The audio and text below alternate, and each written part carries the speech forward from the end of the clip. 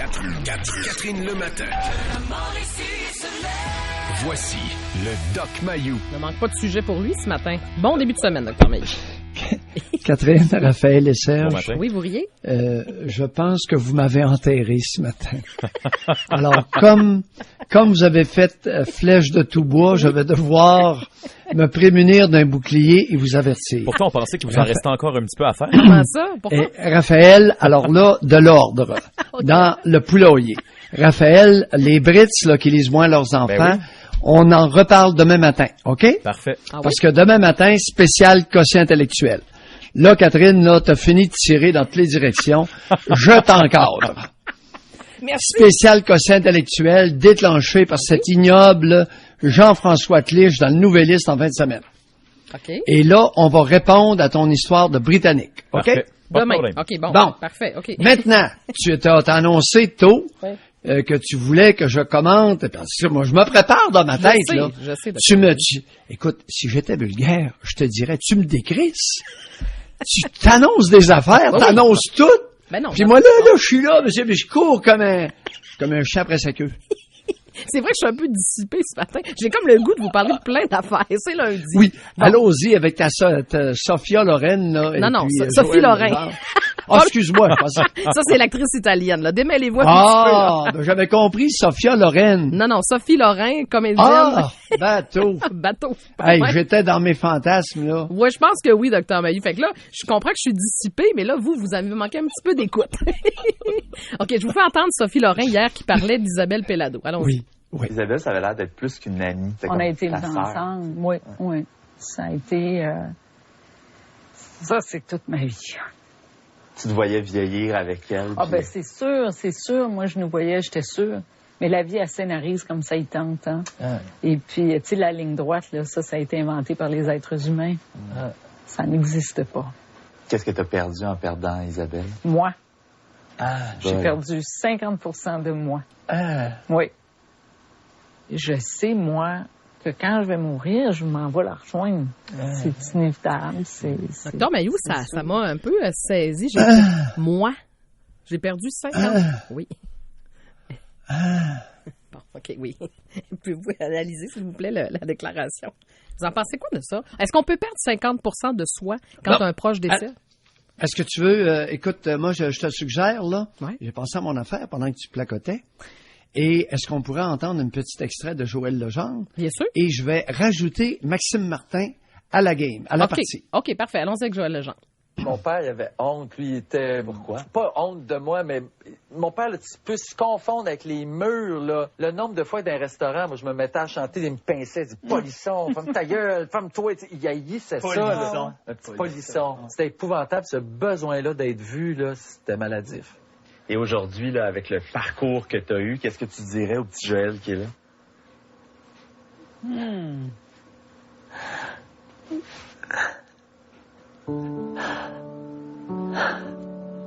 Ah, je dirais, fais-en moins pour être aimé. Ah oui. Fais-en moins. Alors voilà, Joël Legendre. Ouais, toujours avec la musique de Richard Abel. Hein? Richard Abel est toujours stand-by dans les émissions de TVA. Bon, OK, Dr. Mayou. Sérieusement, je vous écoute. Bon, OK.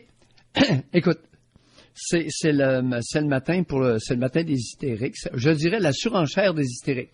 Et vous avez pas lu Maxime Martin concernant son amour de fille hier samedi matin? Oui, c'est samedi. As-tu lu ça? Oui, je l'ai vu passer, oui. Ah! Et là, remettez, Dr. Mayou, remettez les gens dans le contexte, OK? Parce que là, les gens se branchent. Qu'est-ce qu'il a dit, Maxime Martin? Pouvez-vous nous le résumer?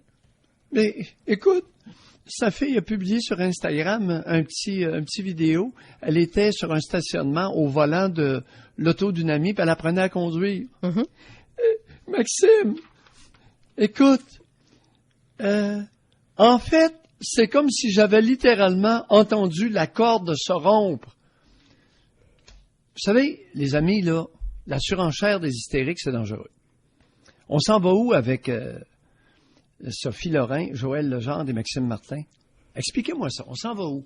Ben, c'est à vous. Parce qu'ils sont à l'avant-scène. Oui.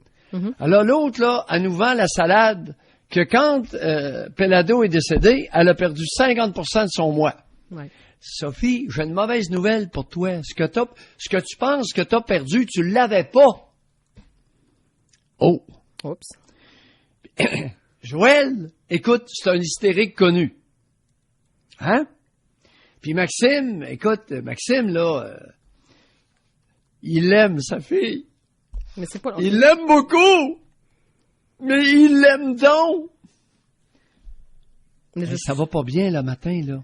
C'est que il est dangereux pour une collectivité de permettre aux hystériques d'être à l'avant-scène et de se secouer les plumas. Ben. Dixit Mayou. Et je pense que vous auriez avantage à réfléchir à ça matin. C'est très dangereux.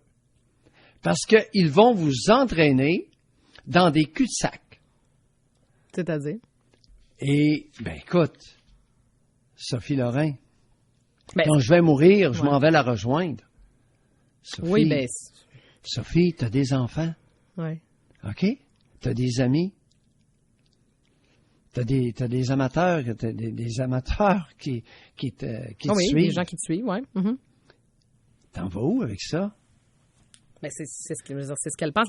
Elle est représentative, Dr. Mayou, Sophie Lorrain. Oui, Il y a bien des gens qui pensent comme elle aussi, là, qui ont l'impression Ben qu'après leur mort, on va retrouver nos proches. Là. C'est une croyance religieuse. Des pères amoureux de leur fille, là, c'est la nouvelle tendance. C'est épidémique, c'est endémique au Québec.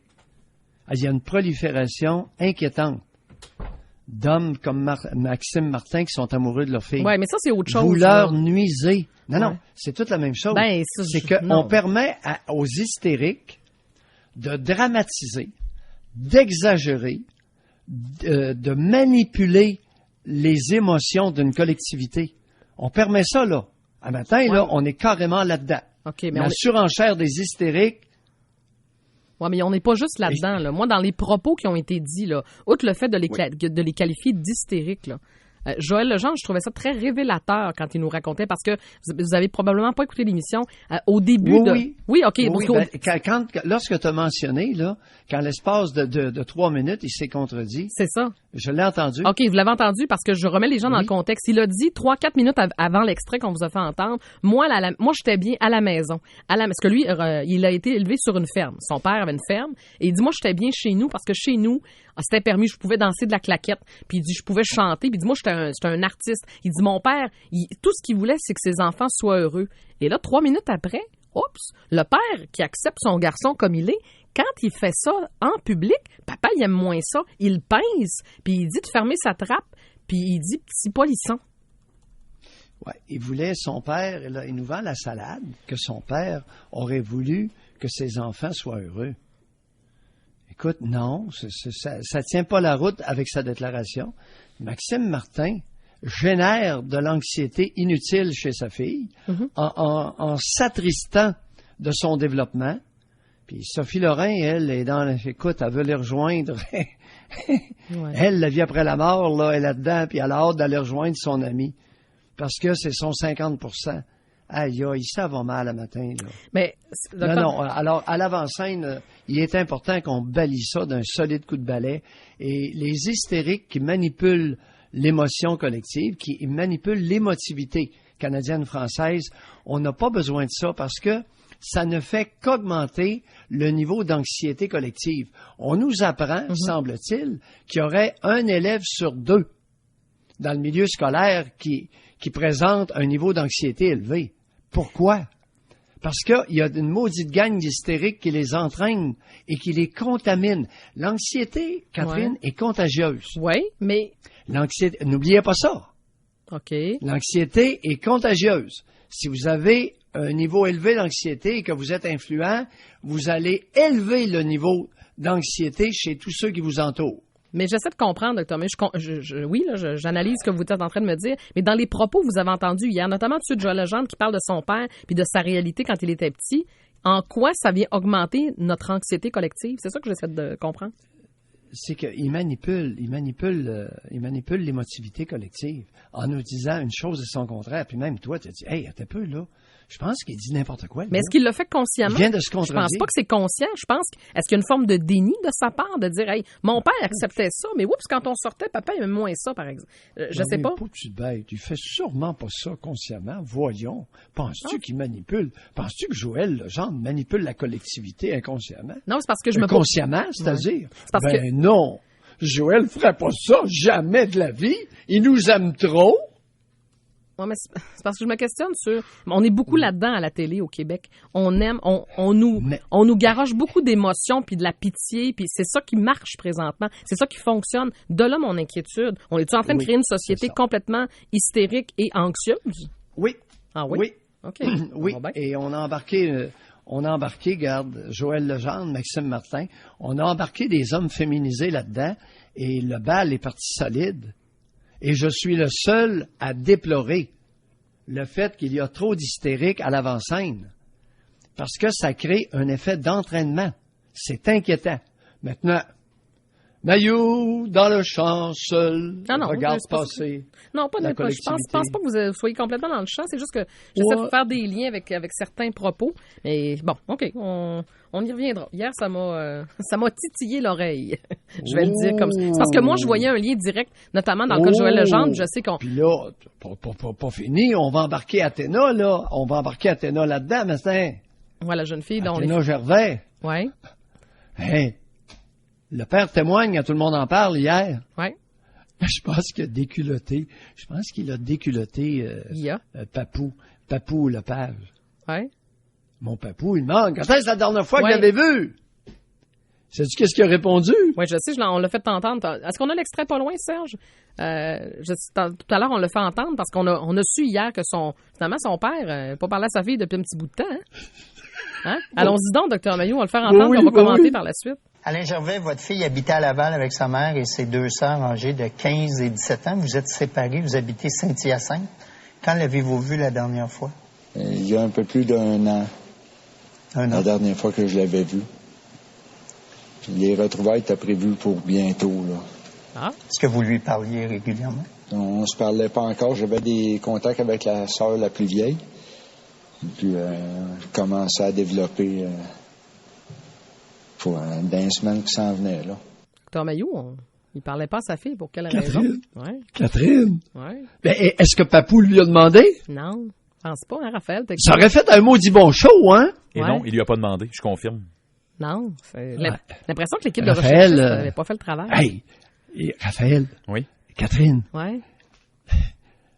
Comme psychiatre, ça m'a engendré un joyeux malaise. Mm-hmm. Un gros malaise et un pas beau malaise. Je me suis dit, qu'est-ce qu'il fait là, aïe, aïe. Ben, c'est questionnant. Il se secoue et pleuma sur la place publique devant 1,5 million de spectateurs. Ça fait un an qu'il n'a pas parlé. Ouais. Oh, mais et puis on était pour se parler un moment donné. Ouais, c'était pour bientôt nos retrouvailles là. Parce que Dr. Mayou, je veux replacer le contexte. Ce matin, j'arrive.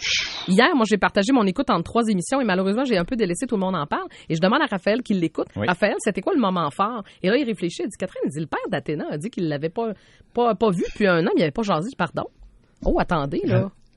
Et Raphaël, pour le fun. Oui. Quel a été... Écoute, j'aime ça te mettre sur la sellette, Raphaël. Oui, c'est parfait. Allez-y. Seulement des bons joueurs. Comment tu t'es senti lorsqu'Alain Gervais a dévoilé ça? Bien, en fait, je me suis posé des questions parce que c'est sûr que ça ouvre la porte à toutes sortes de choses. Est-ce que, premièrement, c'est dans la vie familiale, ça n'allait pas? Est-ce que c'est dans le couple? Est-ce que c'est avec la jeune fille? Et là, il parle... Oui. Raphaël, as-tu eu une émotion quelconque ou tu t'es resté de glace? Ben, je vous dirais qu'honnêtement, j'ai pas été étonné. Ah non? Non. Pourquoi? Ben, je sais pas. On dirait que ça m'a pas. C'est pas quelque chose. On dirait que j'ai pas accroché tant sur ça. Puis vous voyez, c'est ce matin Catherine qui m'a comme ouvert les yeux qu'après un an. Mais on dirait que j'ai pas. Je trouvais que c'était une situation normale parce que je trouve que surtout dans mon quotidien, plusieurs parents séparés, il y a certaines personnes qui voient pas beaucoup leurs parents. J'ai pas trouvé ça étonnant. Mais le fait, et pourtant, c'est parce qu'on le voit beaucoup sur la place publique. Oui. Vous avez l'impression qu'il nous a donné, c'est qu'il était tellement proche de sa fille. On le voit partout dans les médias. Exactement. Mais je sais pas pourquoi ça m'a comme pas sauté aux yeux. J'ai pas accroché sur ce détail-là. Et Guillaume, d'ailleurs, est passé très rapidement là-dessus pour tout de suite après parler de la boisson fucked up. Là. Ah ben oui. Il a pas étiré le sujet beaucoup. Hey, c'est drôle. Moi, je serais allé beaucoup là-dessus, mais c'est peut-être moi, là. Bon, écoute. Puis je vais pas tourner le fer dans la plaie, là. Je sais qu'il y a un deuil là-dedans. Non. Bon, il y a un décès. Non, t'as peu les deuils, là. Ça fait 1 an. Écoute, t'as plus de contact avec ta fille et puis tu te répands sur la place publique. Catherine et Raphaël, là, ça marche pas, là. Qu'est-ce qui se passe dans cette affaire-là? Je sais pas. Vois-tu? Là, je commence à être un peu tanné. Puis là, en tout cas, je suis étonné de la manipulation collective que certains font. Mais on s'en va où avec ça? Je sais pas. Tout le monde, tous les Québécois qui ont écouté l'actualité, ont cru fermement qu'Alain Gervais était extrêmement proche de sa fille. Absolument. Premier son de cloche, elle est enterrée à Saint-Félicien. Ouais. Elle est morte à Laval. Qu'est-ce que ça fait là, Saint-Félicien? Elle était originaire elle est née là-bas. Là. Je sais qu'elle avait de la famille, des proches là-bas. Mais moi aussi, je me suis posé la même question en fin de semaine. Mais ça revient à ce qu'on se disait la semaine passée. Première question. Hier soir, j'entends ça. Aïe aïe. 1 an qu'il l'a pas vu. 1 an qu'il lui a pas parlé. 14 ans? Ouais. Hey, on se fait manipuler. La nation canadienne-française se fait manipuler par des individus aux motivations plus que douteuses. On nous utilise pour se déculpabiliser. On nous utilise pour nous faire avaler des couleuvres. On nous utilise pour nous amener sur des voies. J'aurais envie de terminer en disant ceci. Concernant Sophie Lorrain. Voyons, je suis parti avec mes... Ben oui, Sophia Lorraine. Lâchez vos fantasmes, Dr. Mailloux. Je l'ai beaucoup aimé. Oui, je vois ça, oui, ça paraît. Bon. Je l'ai beaucoup aimé, Sophia. Oui. C'est que, est-ce que Sophie Lorrain ne serait pas la preuve que c'est l'humain qui a inventé la religion et ses croyances bidons, et non pas la religion, et non pas Dieu qui a créé la religion? Vous soulevez une bonne question. OK, on va terminer là-dessus. Quand je vais mourir, je m'en vais la rejoindre. Ouais. Lorsqu'elle est morte, j'ai perdu 50% de moi. Vous posez une bonne question. On aura l'occasion de... On est proche de s'inventer une croyance bidon, qui est la vie après la mort, pour se donner une raison éculée du fait que on a un moi très faible, un très petit moi. Elle n'a pas perdu 50% de son moi au décès d'Isabelle Pellado. Elle n'avait que 50% d'elle-même. Et si tel est le cas, pourquoi? Comment c'est venu ça, que cette femme-là, qui est bourrée de talent, avait la conviction qu'elle n'était elle-même qu'à 50%? Bonne question. OK, on termine ça là-dessus, Dr. Mailloux. Vous allez commencer à comprendre pourquoi vous m'appelez. Oui, ça fait longtemps qu'on l'a compris. Et demain matin, Catherine, je te préviens. Oui, parfait. C'est rare, j'ai jamais fait ça. Spécial quotient intellectuel à la baisse dans beaucoup de pays dans le monde. OK, parfait. Un article qui a fait... Sais-tu pourquoi? Oui. C'est que j'aimerais ça me faire plaisir, Catherine. Oui. Allez-y. Ça m'a coûté 15 000, plus 15 000 d'amende et de pénalité directe. L'histoire du quotient intellectuel, à tout le monde en parle. Okay. Et ça m'a fait perdre $1 demi-million en revenus, en manque à gagner. Ouais. Ça m'a coûté cher. Oui, OK. Pourriez-vous me faire plaisir demain matin? Ouais, mais oui, mais c'est parce que je suis toujours un petit peu inquiète quand vous allez là. Mais je vais vous accompagner, d'accord? Non. Nous n'allons reprendre rigoureusement que les propos du professeur Serge Larrivé. Parfait. Que j'avais cité à Tout le monde en parle. Oui, OK. Et ça, c'est en 2005. 13 ans plus tard, il revient dans l'actualité. Il est rendu comme moi, il est rendu vieux, et il s'en contrefout. OK, parfait. À l'époque, il voulait pas perdre sa job à l'Université de Montréal en psychoéducation comme professeur.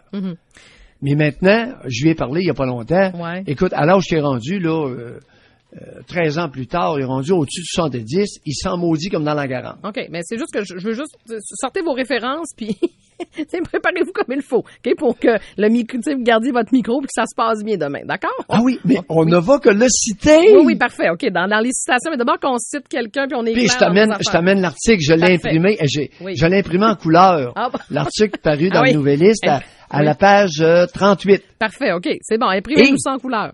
Oui, et il parle de l'Angleterre. Oui.